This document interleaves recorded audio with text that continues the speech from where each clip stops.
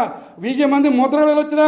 సాక్షాత్ 10 మంది జగన్మోహన్ రెడ్డిలు అక్కడ పోటీ చేసినా కూడా పవన్ కళ్యాణ్ గారి యొక్క చారిష్మాని కానీ పవన్ కళ్యాణ్ గారి విజయాన్ని కానీ కూడా ఎవడో ఆపలేడని చెప్పేసి ఈ సందర్భంగా నేను తెలియజేసుకుంటా ఉన్నాను. పవన్ కళ్యాణ్ అనే ఒక వ్యక్తి అక్కడ పోటీ చేయడం ద్వారా అత్యంత పునీతమైన నేల పునీతమవుతుంది. ఏ రకంగా అంటే గట్టిగా పోటీ చేసి గట్టిగా విజయం సాధిస్తే మీ యొక్క అభ్యర్థి ఎవరైతే ఉన్నాడో ఆడు కూడా నిధులు కావాలంటే ఆ పార్టీ అధ్యక్షుడిని అడుక్కోవాల్సిన పరిస్థితి. అదే పవన్ కళ్యాణ్ అదే కాన్స్టిట్యున్సీలో ఒక ఎమ్మెల్యేగా ఎన్నికైతే రేపు పొద్దున్న తనకి ఇక్కడ ఉన్న గవర్నమెంట్తో సంబంధం లేకుండా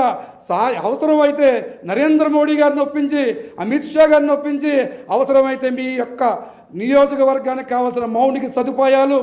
రోడ్లు, అభివృద్ధి, పిల్లలకు ఉద్యోగాలు ఇవన్నీ చేసే సత్తా ఉన్న ఏకైక నాయకుడు రాష్ట్రంలో పవన్ కళ్యాణ్ గారు అని చెప్పేసి